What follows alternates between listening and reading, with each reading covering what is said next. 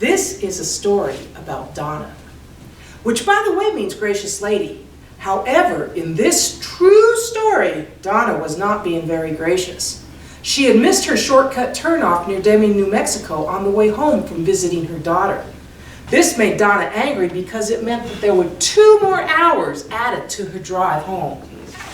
In her anger, she was not being very mindful of her speed. With the radio blaring in the Buick, she passed a state trooper, and it wasn't long until Donna saw the flashing lights in her rearview mirror. Donna cautiously pulled over, and the officer approached on the right side of the car, stating, "Young lady, do you know how fast..." "Oh, excuse me, ma'am." Young lady's fine.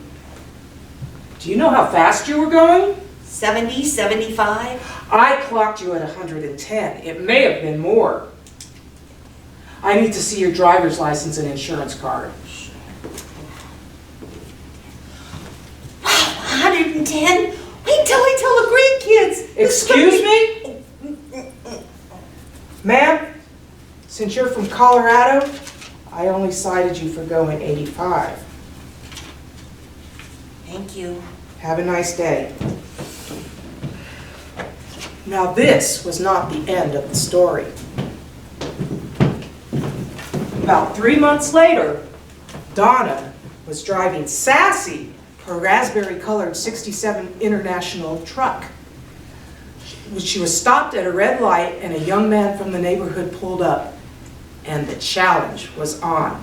When the light turned green, the two sped off, and it wasn't long until Donna saw the flashing lights in her rearview mirror. Donna waved the young man on, and the officer approached. "Ma'am, I need to see your driver's license and insurance card."